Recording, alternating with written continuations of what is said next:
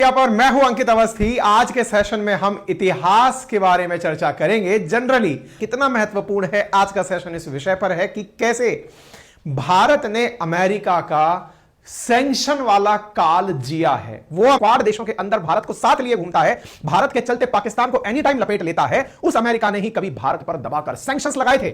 आज के सेशन में चर्चा होगी किस प्रकार से भारत के वैज्ञानिकों ने अपनी बल पर, अपने दिमाग की ताकत के आधार पर अमेरिका की खुफिया एजेंसी सेंट्रल इंटेलिजेंस एजेंसी को इस हद तक एम्बेरस कर दिया था, शर्मिंदा कर दिया था कि सीआईए ने इसे अपनी 10 सालों की, उस कालखंड में 10 सालों की सबसे बड़ी चूक काउंट किया था। यानी कि आज का सेशन बेहद खास होगा क्योंकि आज के सेशन में बताएंगे कि किस प्रकार से राजनीतिक सूझबूझ, वैज्ञानिकों की क्षमता के दम पर भारत ने एक कीर्तिमान रचा था और वह कीर्तिमान पोखरण राजस्थान में जैसलमेर जिले में रचा गया था। मेरे प्यारे साथियों, हालांकि इस पर फिल्में बनी हैं और उन फिल्मों में परमाणु नाम से एक फिल्म बहुत खूबसूरत है, लेकिन इस बात को कहने और सुनने में हर दिन उतना ही जोश और उमंग भर आता है। हालांकि भारत ने इंदिरा गांधी जी के नेतृत्व में 18 मई 1974 को भी परमाणु परीक्षण करके दिखा दिया था स्माइलिंग बुद्धा के नाम से, और उस स्माइलिंग बुद्धा नाम के प्रोग्राम को जब करके दिखाया था, फिर एक बड़ा सवाल यह बना कि 1974 में अगर भारत ने परीक्षण सक्सेसफुल कर लिया था, फिर 1998 में ऑपरेशन शक्ति करने की जरूरत क्या पड़ी थी? क्या कारण था कि 18 मई 1974 के स्माइलिंग बुद्धा परमाणु परीक्षण के बाद भारत को फिर से एक बार दुनिया के सामने परमाणु परीक्षण करना पड़ा, जिसे बीते हुए लगभग 25 साल पूरे हो चुके हैं? ऐसा क्या काम रहा होगा? मेरे प्यारे साथियों,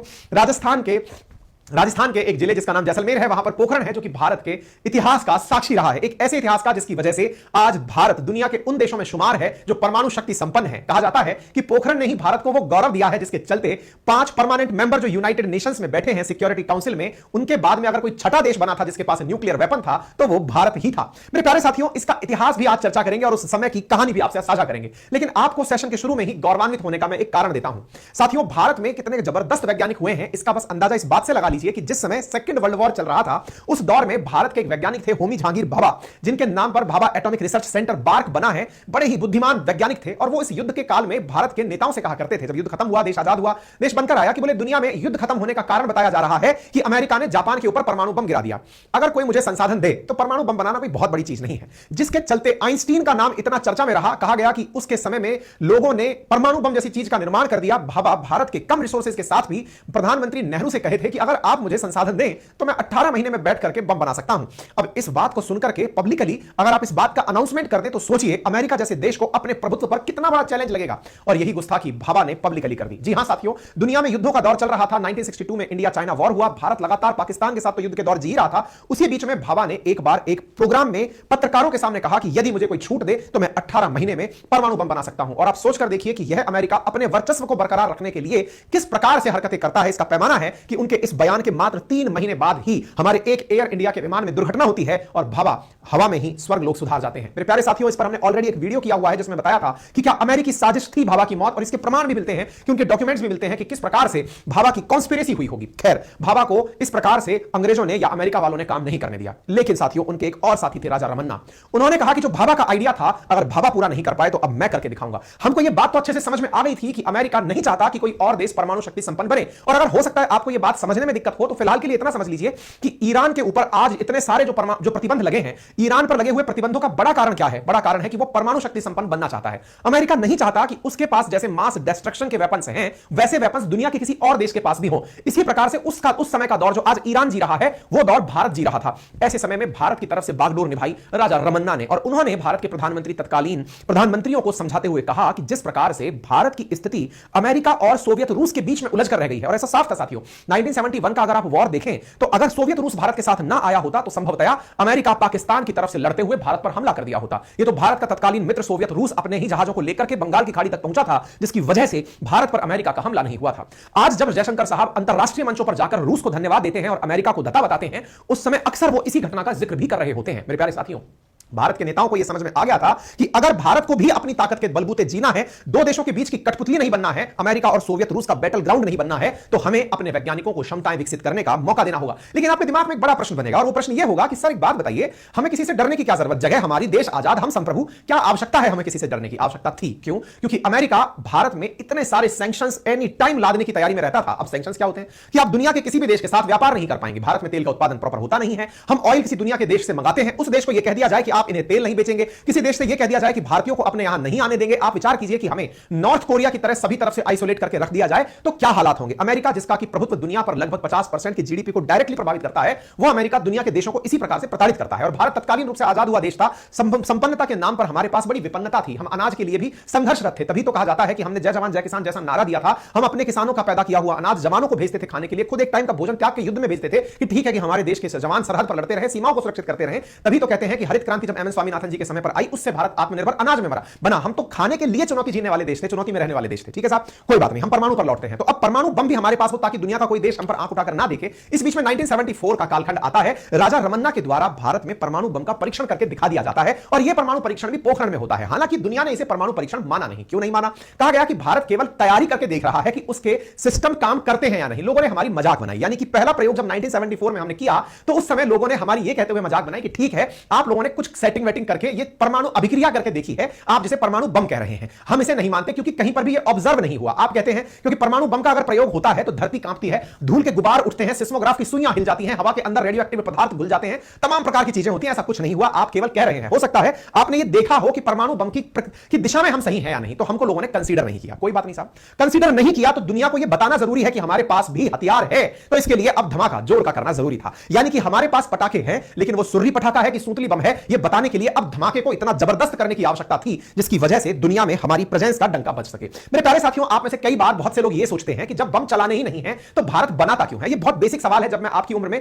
मतलब ये कहिए कि विद्यार्थी के जीवन में हुआ करता था, तब ये सोचता था कि हम बना करके रख लेते हैं, जरूरत क्या है जब चलाने नहीं है तो। लेकिन यहां पर जब थोड़ा समय बड़ा हुआ तब समझ में आया कि अक्सर लोग उसी को सम्मान देते हैं जो शक्ति संपन्न होता है, और शक्ति संपन्न व्यक्ति ही जब किसी को माफ करता है तो उसकी माफी में वैल्यू होती है। अक्सर मुझे यहां पर दिनकर साहब की वो पंक्ति बार बार याद आती है जिसमें हम ये केवल कहते हुए पाए जाते हैं कि क्षमा शोभती उस भुजंग को जिसके पास गरल हो, उसका क्या जो दंतहीन विषहीन सरल हो। हम वो सर्प बनना चाहते थे जिसके पास जहर था, जिससे पाकिस्तान को डरना चाहिए था कि अगर छुआ भारत को तो ये डस डालेगा। हम दुनिया के सामने वो देश बनना चाहते थे कि अगर भारत से पंगा लिया तो ये हमें अपनी तरफ से बम गिराकर मार सकता है। दुनिया में हम वो शक्ति बनना चाहते थे। हम शांति प्रिय थे, हम सेकंड वर्ल्ड वॉर के बाद नॉन अलाइंड मूवमेंट के प्रणेता थे। हम दुनिया में किसी भी पक्ष में, ना राइट में ना लेफ्ट में, कहीं नहीं रहने वाले व्यक्ति थे। लेकिन जब हमने देखा कि लोग हमारी ही डफली बजा रहे हैं, लोग हमें ही बैटलफील्ड बना ले रहे हैं, तब हमें लगा कि नहीं, अब समय है अपना स्टैंड लेने का। और उस समय जो घटना घटी वो साथियों अटल जी के नेतृत्व में घटी। लेकिन क्या यह घटना 1998 में 11 मई को अचानक घटित हो गई? अजी नहीं साहब, इससे पहले भी बड़े चैलेंजेस आए। चैलेंजेस क्या थे? असल में 1995 के कालखंड में भी भारत ने परमाणु परीक्षण करने की कंप्लीट तैयारी कर ली थी, लेकिन 74 में किए गए भारत के धमाके से अमेरिका सतर्क हो गया था। आज जब हम कई बार कहते हैं कि दुनिया में इतने सारे सैटेलाइट्स छोड़े जा रहे हैं, आप में से कई बार हम कई बार ये जानकारी देते हैं कि एलन मस्क ने दुनिया के अंदर इतने सारे सैटेलाइट्स छोड़ दिए हैं स्टार लिंक के नाम से। आपको क्या लगता है ये केवल और केवल हमें संचार देने के लिए है? जी नहीं, अमेरिका अपने सैटेलाइट्स के दम पर दुनिया के कोने कोने पर नजर रखता है, निगरानी रखता है। अमेरिका नहीं चाहता कि किसी दूसरे देश की लाइन थोड़ी भी बड़ी हो, यानी कि हर देश पर, यानी कि अमेरिका अपने यहां पर सर्विलांस सेंटर्स में सैटेलाइट्स के माध्यम से प्राप्त की जा रही तस्वीरों को निरंतर देखता है। जैसे किसी छोटे ऑफिस के अंदर टीवी पर कैमरा लगाकर, टीवी पर कैमरे के प्राप्त पिक्चर्स को देखकर आप अपने ऑफिस की निगरानी करते हैं, अमेरिका के वैज्ञानिक अपने यहां बैठकर दुनिया के हर छोटे से छोटे कोने की निगरानी करते हुए एनी टाइम सक्रिय रहते हैं कि दुनिया के किस कोने पर क्या हो रहा है। ऐसी स्थिति में भारत ने जब प्रयास करना दोबारा शुरू किया तो अमेरिका ने अंतरिक्ष में भारत पर निगरानी रखने के लिए 4 सैटेलाइट छोड़े। क्योंकि अंतरिक्ष किसी का होता नहीं है, इसलिए आप उन्हें इग्नोर भी नहीं कर सकते। वो सैटेलाइट्स भारत के चारों तरफ चक्कर काटकर गोल गोल धरती पर घूम रहे थे और वो लगातार नजर बना रखे थे कि भारत दोबारा परीक्षण ना करे। कई बार जैसे आपने सुना भी होगा, जब हम कई बार कहते हैं कि ईरान के परमाणु वैज्ञानिक को सैटेलाइट के द्वारा मार दिया गया, तो यह बात अतिशोक्ति नहीं है, यह सच्चाई हुआ करती है। मेरे प्यारे साथियों, कालखंड में जब 1995 में नरसिम्हा राव सरकार और हमने ये ट्राई किया कि हम एक बार परमाणु परीक्षण करें, तो उस समय अमेरिका के सैटेलाइट से प्राप्त इमेजेस के चलते भारत को परमाणु परीक्षण से रोक दिया गया और कहा गया कि अगर आपने परमाणु परीक्षण किया तो हम आपके ऊपर सैंक्शंस लाद देंगे। भारत का 1995 में किया हुआ प्लान एज इट इज रखा रह गया। सत्ता बदली 1998 में, अटल जी की सरकार आई, नरसिम्हा राव जी उनसे मिलने गए, जाकर कहा कि हमारे पास सामग्री तैयार रखी है, बस अब आप परीक्षण करिए, परीक्षण लेकिन गुप्त तरीके से करिएगा। परीक्षण की जिम्मेदारी दी गई 2 लोगों को। एक थे उस समय के DRDO chief doctor APJ Abdul Kalam साहब और दूसरे थे परमाणु ऊर्जा आयोग के अध्यक्ष डॉक्टर चिदंबरम। साथियों, ये चिदंबरम वो वाले चिदंबरम नहीं है जो कि वर्तमान में कांग्रेस के नेता हैं। ये आर चिदंबरम है जिनकी तस्वीर आप यहां देख सकते हैं। ये परमाणु ऊर्जा आयोग के अध्यक्ष हुआ करते थे। इन दोनों को इस समय जिम्मेदारी दी गई कि आप लोग किस प्रकार से गुप्त तरीके से इसका अंजाम देंगे। और साथियों, बस यहीं से वो कहानी का बिल्डअप शुरू होता है कि कैसे भारत ने अमेरिका को झूठ बोलते हुए, या ये कहिए कि अमेरिका की आंखों में धूल झोंकते हुए परमाणु परीक्षण किया था। तो क्या किया था फिर हमने? साथियों, हमने इस परमाणु परीक्षण को करने के लिए अपने वैज्ञानिकों को सबसे पहले सेना की वर्दी में तैयार तैयार किया। परमाणु की तैयारी तो हमने 1995 से ही कर रखी थी, अब तो हमें परीक्षण करने पोखरण जाना था। पोखरण क्यों जाना था, कहीं और क्यों नहीं कर सकते? क्योंकि रेगिस्तान के अंदर खालिस्तान है जहां पर किसी भी प्रकार की जनहानि नहीं हो, ऐसा स्थान पोखरण में आसानी से उपलब्ध है जो कि सेना के पास है। ऐसी स्थिति में अब वैज्ञानिकों को वहां कैसे पहुंचाया जाए, एक बड़ी चुनौती थी। और इसके लिए क्या किया गया? इसके लिए वैज्ञानिकों को सेना की ड्रेस पहनाई गई। साथियों, 20 अप्रैल 1998 में भारत ने परमाणु विस्फोट करने के फैसले को अपनी तरफ से अपने शीर्ष वैज्ञानिकों को बता दिया। वैज्ञानिकों से कहा गया कि वो अपने परिवार में यह बोलकर जाएं कि वो किसी गुप्त काम पर, किसी मुख्य काम से जा रहे हैं, बाहर जा रहे हैं, 20 दिन ऐसी जगह जा रहे हैं जहां पर फोन वोन नहीं लगेगा। वैज्ञानिक अपने परिवारों को बताकर बाहर निकले, सेना की वर्दी में परमाणु लॉन्च साइट पर पहुंचे, लेकिन डायरेक्ट नहीं, इनडायरेक्टली घूमते घुमाते। मान लीजिए किसी को जैसलमेर आना है तो वो रहता भले ही जयपुर में हो, तो जयपुर से पहले दिल्ली, दिल्ली से फिर मुंबई, मुंबई से फिर गुजरात, गुजरात से घूमते हुए राजस्थान, यानी इस प्रकार से कि कोई इसे ट्रैक करे तो भी ना पता लगा पाए कि वो यहां वापस जैसलमेर ही आने वाला है। मतलब बहुत चक्कर कटा के वैज्ञानिकों को पहुंचाया। वैज्ञानिकों को सेना की वर्दी पहनाई गई, जिसे आप यहां देख सकते हैं। आप यहां पर चिदंबरम साहब को और यहां पर अब्दुल कलाम साहब को सेना की वर्दी में देख सकते हैं। वैज्ञानिकों को कोड नेम दिया गया, जैसे परमाणु बमों का कोड नेम दिया गया था कैंटीन स्टोर्स, और तो और परमाणु बमों के साथ साथ यहां पर पूरे ट्रकों के कारवां को जहां पर बम रखने थे सबके कोड नेम थे, ताकि किसी को यह ना लगे कि यहां वैज्ञानिक काम कर रहे हैं। सेना का काम है रेगुलर तरीके से चलता रहता है, जैसे काफिले चलते हैं ऐसे चलता रहेगा। मेरे प्यारे साथियों, हमने अपने बमों को बंबई में रखा हुआ था। साथियों, बंबई में रखे हुए हमारे परमाणु बम जो प्लूटोनियम से बने हुए थे, ये इतने शक्तिशाली थे कि अगर इनकी जानकारी बंबई वालों को भी लग जाए कि बम बंबई में रखे हुए हैं, तो हाहाकार इस बात का मच जाए कि अगर ये फट गए तो क्या होगा।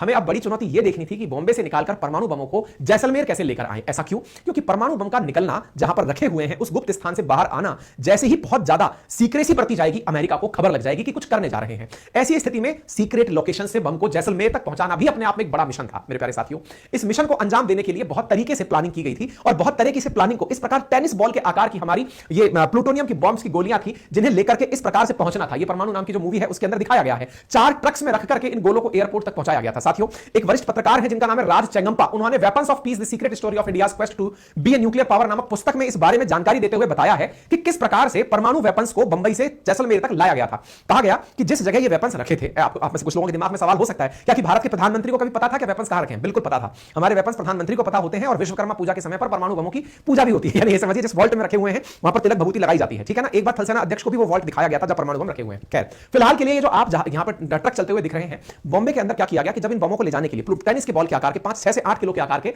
6 से 8 किलो वजन के टेनिस के बॉल के आकार के प्लूटोनियम बम थे जो हम लेकर के यहां आ रहे थे। छोटे छोटे बम, बहुत महाविनाश फैलाने की क्षमता रखने वाले बम लाने के लिए क्या किया गया?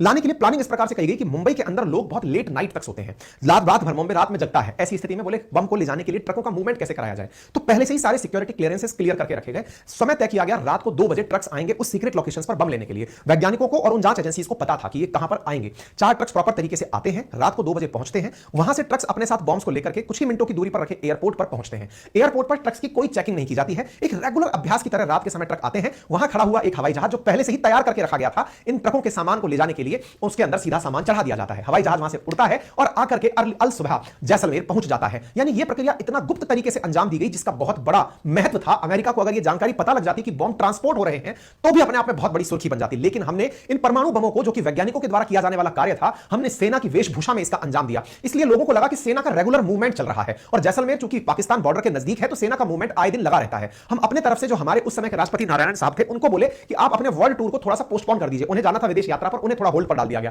जो चिदंबरम साहब हैं, इनकी बेटी का विवाह होना था, इनसे कहा गया आप अपनी बेटी के विवाह को कुछ दिन टाल दीजिए, क्योंकि विवाह के अंदर आप उपस्थित नहीं हो पाएंगे तो लोगों को शक हो जाएगा कि आप किसी ना किसी गुप्त काम पर लगे हुए हैं, तो किसी को किसी प्रकार का डाउट ना हो। इसलिए इस पूरे कार्यक्रम को सेना का कार्यक्रम बनाकर दिखाया गया, वैज्ञानिकों का कार्यक्रम नहीं। यह नहीं दिखाया गया कि डीआरडीओ कुछ कर रहा है, यह नहीं दिखाया गया कि बाबा भारत एटॉमिक रिसर्च इंस्टीट्यूट कुछ कर रहा है। गुप्त रूप से जिस कार्य को अंजाम दिया जा रहा था, ट्रक उन प्लूटोनियम बमों को लेकर के पोखरण पहुंचते हैं। सीक्रेट वॉल्ट में रखे ट्रकों सामान को लेकर के यहां पर जब पहुंचते हैं, जहाज से सामान को जब यहां पहुंचाया जाता है, तो यह नजारा अपने आप में बहुत खास होता है। और इसके ऊपर ये जो राज चेंगप्पा हैं, इनकी पुस्तक के अंदर कंप्लीट डिटेल लिखी गई है कि किस प्रकार से हमारे इन वेपन्स को ले जाकर के पहुंचाया गया था। राजा गोपाला चिदंबरम जी उस समय हेड हुआ करते थे और वो बहुत ज्यादा इस विषय को लेकर के चिंतित थे कि परमाणु यहां तक बम पहुंचेगा कैसे। खैर चलिए, इसके बाद क्या हुआ साथियों? इसके बाद में अब इन बॉम्ब्स को जमीन के अंदर लगभग 200-250 मीटर बताया गया था, कई जगह लिखा हुआ है लगभग 280 मीटर की गहराई में गड्ढे खोद करके बॉम्ब्स को डाला गया था। अक्सर यह कहा जाता है कि बॉम्ब्स जब चलते हैं तो जमीन के भीतर गड्ढा होता है, लेकिन यहां पर क्या किया गया, पहले हमने गड्ढे खोदे और गड्ढे खोद करके लगभग 200-250 मीटर के गड्ढे में अपने बॉम्ब्स को रखा, ताकि उसकी वजह से राजस्थान के आसपास के क्षेत्रों में किसी प्रकार की कोई जनहानि ना हो। क्योंकि बम जब चलेगा, अच्छा, 2 बातें होती हैं परमाणु बम के अंदर, और वो क्या है? परमाणु बम जब चलता है तो बड़ी ऊर्जा तो उत्पन्न करता ही है, साथ में रेडिएशंस भी छोड़ता है। रेडियो एक्टिव विकिरणें अल्फा बीटा गामा के नाम से निकलती हैं। जो गामा रेडिएशन है, जो बहुत दूर तक अपना असर डालती हैं, उनका अगर अवशोषण समय रहते कर लिया जाए तो उसका नुकसान दुनिया पर नहीं होता। इसलिए पहले यह गड्ढा खोदा गया और गड्ढे को खोद करके उस गड्ढे के चारों तरफ बड़ी संख्या में प्याज भरे गए। साथियों, कहा जाता है कि भारत में 2 बार प्याज के भाव आसमान छुए हैं और उसको लेकर सरकारों का विरोध भी हुआ है, और कहा गया कि उस समय बड़ी संख्या में प्याज को खरीदकर सेना ने अपने पास रखा था, क्योंकि वो उस प्याज को खरीद कर टनों, मतलब कई टन प्याज जो है वो उन गड्ढों में भरकर रखा गया था, क्योंकि कहा जाता है कि प्याज गामा रेडिएशंस को सोख लेता है। ऐसी स्थिति में परमाणु बमों को गड्ढों में और चारों तरफ भयंकर तरीके से प्याज भरकर रख दिया गया कि अगर ये ब्लास्ट होता भी है तो रेडिएशंस को ये प्याज पूरी तरह से सोख लेगा। अब सोचने की बात यह है कि पोखरण जो पहले से ही 1974 में ही अमेरिका की नजर में आ चुका था, 1995 में हम एक बार परीक्षण के लिए जाते समय पकड़े गए थे। अब अमेरिका पूरी मुस्तैदी के साथ हम पर नजर बनाए हुए था कि यदि यहां पर कोई भी हलचल पोखरण में हुई तो यह पता चल जाएगा कि इंडिया परमाणु परीक्षण कर रहा है और इंडिया को हम तत्काल प्रभाव से कॉल करके रोक देंगे कि तुम्हें हम ये नहीं करने देंगे। ठीक है साहब। अब हमारे साथ दिक्कत क्या है? ये बिल्कुल वैसे है जैसे चोर कई बार किसी मालिक के घर में लगे हुए कैमरे की नजर के सामने चोरी करने आए और मालिक को भी ना पता चले कि चोरी हो गई, यानी कैमरा आपके सामने देख रहा है और वहां से चोरी करनी है, तो क्या किया जाए? चोर तो साहब मुंह ढक के चोरी करने आ जाता है, लेकिन हमारे सामने मुसीबत यह है कि हम मुंह ढक के भी नहीं कर सकते। क्यों? क्योंकि उसका जो सैटेलाइट चल रहा है वो कैसी भी मूवमेंट उस क्षेत्र में देखेगा, कैप्चर कर लेगा। तो हमारी मुसीबत यह थी कि हमें पूरे टाइम यह नजर भी रखनी थी कि हमारे ऊपर से सैटेलाइट कब क्रॉस हो रहा है। जिन जिन समय पर सैटेलाइट हमारे ऊपर से क्रॉस होगा हम उस समय पर कोई काम नहीं कर सकते, नंबर 1। और नंबर 2, सैटेलाइट में हर 4 घंटे, हर 8 घंटे, हर 12 घंटे बाद की तस्वीरें ली जाती थी और उन तस्वीरों में यह देखा जाता था कि क्या इस साइट पर कोई भी हलचल हुई है, क्या कोई भी परिवर्तन इस साइट पर हुआ है, अगर हुआ है तो फिर उसका माइन्यूटली ऑब्जर्वेशन किया जाता था। तो अब आप सोचिए, हमारे लिए उस क्षेत्र में 280 मीटर के आसपास का पहले तो गड्ढा खोदना, 100 से अधिक वैज्ञानिकों को उस क्षेत्र में इस प्रकार की व्यवस्था के लिए तैयार करना सो दैट वो परमाणु परीक्षण कर पाए, वैज्ञानिकों को वहां पर पहुंचाना, ट्रांसपोर्ट के नाम पर ट्रकों का वहां पहुंचना और किसी भी प्रकार की चूक ना हो, यह सारा अंजाम देना था। अब आप सोचिए किस तरह से यह प्लान किया गया होगा। जब वो सैटेलाइट गुजरता हम उस दौर में अपने काम को अंजाम देते, जैसे ही वो निकला हम खोदना शुरू करते, अपना माल डालते और जैसे ही वो निकलता हम तुरंत अपने ऊपर चद्दर ओढ़ करके या फिर ये समझ के कि वहां से डायरेक्ट छुप करके गायब हो जाते। आप ये फिल्म देखिएगा परमाणु करके जो फिल्म है, इसमें बहुत बेहतरीन तरीके से इस दृश्य को दिखाया गया है कि किस प्रकार से इसको अंजाम दिया गया था। बड़े ही गुप्त तरीके से हमने इस पूरे कार्यक्रम को अंजाम दिया कि हम उनकी नजर में ना आए, साथियों उनकी नजर में ना आए और इस काम को हम अंजाम देते जाएं। तो अब आप सोचिएगा कि केंद्रीय नेतृत्व में बैठे प्रधानमंत्री के द्वारा, अटल जी उस समय बैठे हुए हैं, उन्होंने भी इसमें इतनी जबरदस्त सीक्रेसी बरती थी कि उनके तत्कालीन जो एनएसए थे, जैसे आज हमारे डोभाल साहब हैं, ऐसे उस समय ब्रजेश मिश्र साहब हुआ करते थे, उनको पता था कि क्या काम हो रहा है, प्रधानमंत्री को पता है, एनएसए को पता है, लेकिन रक्षा मंत्री जॉर्ज फर्नांडिस साहब तक को नहीं पता है कि हम परमाणु परीक्षण करने जा रहे हैं। इस लेवल की सीक्रेसी यहां पर चिदंबरम साहब को पता है, आज चिदंबरम साहब जो परमाणु ऊर्जा आयोग के अध्यक्ष हैं, साथ में अब्दुल कलाम साहब और उनकी टीम को पता है कि हम क्या कर रहे हैं, लेकिन देश में किसी राजनेता को कानो कान खबर नहीं है कि देश परीक्षण करने जा रहा है। लेकिन इस दौर में राजनेताओं के सामने भी प्रधानमंत्री को बड़ा ही शांत रिएक्ट करना है कि हम इस काम को अंजाम देने तो जा रहे हैं, लेकिन मजाक ना बन जाए, क्योंकि दुनिया की खुफिया एजेंसी में सर्वश्रेष्ठ मानी जाने वाली सीआईए हम पर एनी टाइम निगरानी रख रही है। तो अब आप सोच रहे होंगे कि उस समय का कालखंड किस प्रकार का रहा होगा। अब ऐसी स्थिति में हम परमाणु बमों को इस वाली न्यूक्लियर साइट पर गहरे गड्ढे में उतार रहे हैं। यह न्यूक्लियर टेस्ट साइट है जो आपको बिल्कुल बैरन सी दिख रही है, यह जानबूझकर ऐसी है क्योंकि ऊपर से यह लगे कि यहां कुछ नहीं हुआ है। इसके अंदर गहरे गड्ढे खोद करके पहले परमाणु बमों को सेट किया गया। वैज्ञानिकों को जहां रखा गया वो जमीन के बिल्कुल नजदीक चिपके हुए टेंट से थे, जो दूर से देखकर यह लगे कि यह जमीन का हिस्सा है, मिट्टी, पेड़ पौधे, इस तरह के टेंट्स थे। वैज्ञानिकों को सेना की ड्रेस पहनाई गई ताकि यह लगे कि सेना यहां पर काम कर रही है। अमेरिकी उपग्रहों से बचकर प्रॉपर तरीके से यहां पर काम किए जा रहे थे। इस प्रकार का एक दृश्य उस मूवी में भी दिखाया गया है कि इस प्रकार से निगरानी यहां पर पूरे टाइम रखी जाती थी। ठीक है साहब, हमारे वैज्ञानिकों ने पूरी तरह से इस पूरी चीज पर नजर रखते हुए काम किया। कलाम साहब ने इस बारे में बाद में जब ये परीक्षण हुआ उसके बाद में कई इंटरव्यूज में इस बात का जिक्र भी किया कि हमने कैसे अपने न्यूक्लियर टेस्ट को अंजाम दिया। ठीक है साहब, प्याज का इस्तेमाल हो गया, सब कुछ हो गया, एनएसए साहब पूरी तरह से प्रधानमंत्री के पास बैठे हुए हैं। अच्छा, एक मुसीबत उस समय और हुआ करती थी और वो मुसीबत क्या थी? मई का समय जो है ना, उस समय राजस्थान के अंदर लू का माहौल आना शुरू हो जाता है, थोड़ी हवाएं चलने लगती है, मिट्टी उड़ने लगती है। मिट्टी उड़ने लगती है तो हमारे कार्यक्रमों में सबसे बड़ी दिक्कत यह है कि परमाणु परीक्षण हो और ऐसे समय में रेडिएशन का स्राव हो और रेडिएशन हवा के माध्यम से भी कहीं अगर पहुंच जाए तो भी चिंता का विषय है। तो हमें यह देखना जरूरी था कि टेंपरेचर और स्थितियां बड़ी सामान्य रहनी चाहिए। कलाम साहब ने दिन की इस बात के लिए कहा कि सब परीक्षण हम 11 मई को करेंगे। बोले उस दिन बुद्ध पूर्णिमा है। बोले ऐसा क्यों? क्योंकि भारत गौतम बुद्ध का देश है, अहिंसा का। हम सूत्र दुनिया को पढ़ाते हैं। हम कहते हैं कि हम किसी के साथ में किसी भी प्रकार का पहले से युद्ध नहीं करेंगे। 2500 साल का भारत का इतिहास रहा है, भारत ने किसी देश पर आक्रमण नहीं किया है। तो हम आज भी इस काम को करेंगे केवल आत्मरक्षा के लिए, दुनिया को दिखाएंगे कि हमने बना लिया है, लेकिन किसी को धमकाने के लिए नहीं। दिन भी बड़ा टेक्निकली विचार किया गया। सूचना मिली कि मौसम साफ रहेगा, परमाणु परीक्षण किया जा सकता है, तब जाकर साथियों ये दिन आया। और इस दिन में इस परमाणु परीक्षण को होते हुए आप इस तस्वीर में देख रहे हैं किस प्रकार से आसमान में धूल का गुबार उठा। साथियों ये ऐसा बम ब्लास्ट था कि अगर ये धरातल पर किया गया होता तो संभवतः आसपास बॉर्डर भी गायब हो गए होते। लेकिन इस परमाणु परीक्षण को जमीन के अंदर बहुत भीतर घुस के किया गया। उसके बावजूद भी जब यह परीक्षण हुआ तो मेरे प्यारे साथियों, आसपास के जिस भी व्यक्ति ने इस नजारे को देखा उसके रोंगटे खड़े हो गए। मेरे प्यारे साथियों, कहते हैं कि जो भूकंप को नापने के लिए सिस्मोग्राफ लगाया जाता है, जो सिस्मोलॉजी के तहत अध्ययन करता है कि कितना मैग्नीट्यूड स्केल पर भूकंप आया है, सबकी सुइयां अटक गई। वैज्ञानिक बंकरों से बाहर निकल करके भारत माता की जय के नारे लगाने लगे। जो भी इस दृश्य को देख रहा था भाव भ्योर हो रहा था, क्योंकि भारत ने अमेरिका को चुनौती देते हुए उस लीग में कदम रख दिया था जिस लीग के लिए अमेरिका हमें ना जाने कब से रोक रहा था, कितने वैज्ञानिकों की बलि ले चुका था, हमारे आत्मसम्मान को चोट पहुंचा चुका था। जैसे ही यह सारा कारनामा हुआ, कलाम साहब के मुंह से निकला कि हमने दुनिया की परमाणु शक्तियों का प्रभुत्व समाप्त कर दिया है। अब 1 अरब लोगों के हमारे देश को कोई नहीं कह सकता कि उसे क्या करना है। अब हम तय करेंगे कि हमें क्या करना है। उसी समय प्रधानमंत्री निवास में प्रधानमंत्री के बगल में बैठे हुए एनएसए ब्रजेश मिश्र के फोन पर घंटी बजती है। वो रिसीवर उठाते हैं और कलाम साहब कांपती हुई आवाज में कहते हैं, sir we have done it, sir हमने कर दिखाया है। उधर से मिश्रा फोन पर ही चिल्लाते हैं, God bless you my dear Kalam. और ये इतिहास बनते हुए जब देखा तो प्रधानमंत्री आवास में सब चुप थे, आंखों में खुशियों के आंसू थे और यह घटना अखबारों की सुर्खियों में छप रही थी। मेरे प्यारे साथियों, जैसे ही यह घटनाक्रम हुआ, सब तरफ से दुनिया के अंदर यह तहलका मच चुका था कि भारत ने कुछ ऐसा कर दिया है जो अत्यंत खुशी का समय है भारत वालों के लिए, और उन्हें इस प्रकार का पल मिल गया है जिसे देख करके वो आने वाले समय में हर बार दुनिया की नजरों में नजरें डालकर बात कर पाएंगे। मेरे प्यारे साथियों, अमेरिका निरंतर भारत पर दबाव डाला रहा था कि आप भारत वाले कॉम्प्रिहेंसिव टेस्ट बैन ट्रीटी पर साइन करें। लगभग 150 देश उस समय साइन कर चुके थे। नॉन प्रोलिफरेशन ट्रीटी पर साइन करें, सीटीबीटी पर हस्ताक्षर करें, लेकिन भारत साफ इनकार कर चुका था कि नहीं, हम परमाणु बम रख करके ही कुछ करेंगे। तो मेरे प्यारे साथियों, जब यह काम हुआ तो उस समय अटल जी के द्वारा इस भाव की अभिव्यक्ति कैसे दी गई, उस समय का आप एक दृश्य देखिए। यह समय है मई 11, 1998 का। अटल जी अपने निवास से बाहर निकलते हैं और निकल करके उनके साथ में प्रमोद महाजन जी भी उपस्थित हैं। यहां पर भारत का झंडा लगा हुआ है। प्रेस कॉन्फ्रेंस के लिए प्रधानमंत्री आते हैं और प्रधानमंत्री लिखी हुई लाइन लेकर आते हैं और केवल अपने स्तर पर एक ही लाइन बोलते हैं, हमने आज शाम को इतने बजे परीक्षण कर दिया है। प्रधानमंत्री Atal Bihari Vajpayee, at 15:45 hours India conducted 2 nuclear tests in Pokhran range. These tests conducted today, devices के नाम लिए।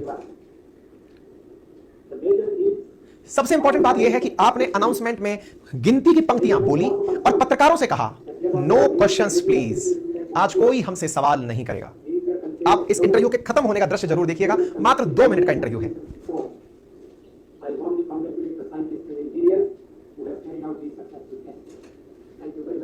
Thank you very much today. I am not replying any question now. The official spokesman,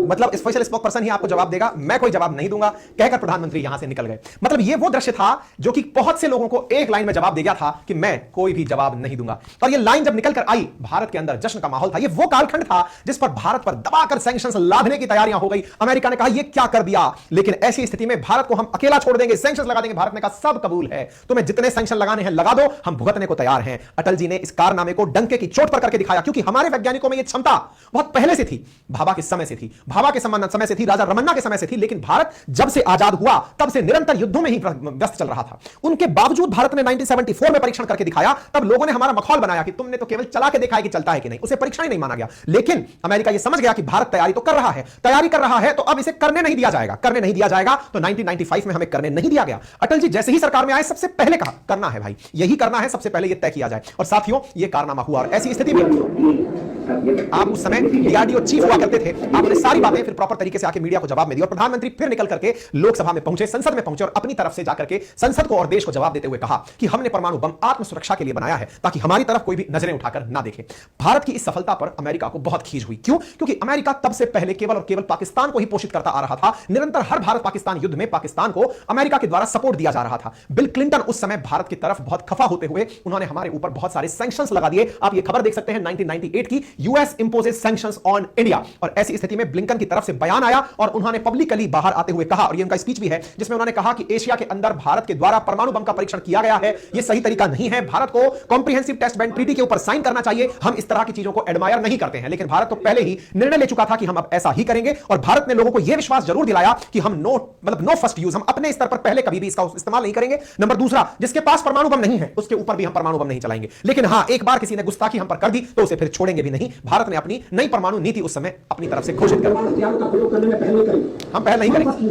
no first use, जिनके पास परमाणु शस्त्र नहीं है हम उनके विरुद्ध का उपयोग नहीं, जिनके पास परमाणु शस्त्र नहीं है उनके विरुद्ध भी इसका उपयोग नहीं करेंगे। मेरे प्यारे साथियों, आप सबने इस पूरी कहानी को इतना डिटेल में एंड तक सुना है। और मैं आपको स्टैटिस्टिक्स बता दूं कि YouTube पर जितने भी आप में से मुझे लिसनर सुन रहे हैं, उनमें से बहुत ही कम लोगों ने मुझे सब्सक्राइब किया हुआ है। सब्सक्राइब करने में कुछ फ्रैक्शन ऑफ सेकंड का समय लगता है, उसमें आपका कोई चार्ज नहीं लगता, लेकिन हमें उसका बहुत लाभ होता है क्योंकि हम उससे बहुत मोटिवेट होते हैं। सब्सक्राइब का बटन दिया हुआ है, उसे आप क्लिक कर दीजिए। अगर आपको ये स्टोरी आज जान करके रगों में खुशी का फिर से एक ज्वार आपके मन में निकला हो तो आज के सेशन को सब्सक्राइब जरूर करिएगा। और इसके साथ साथ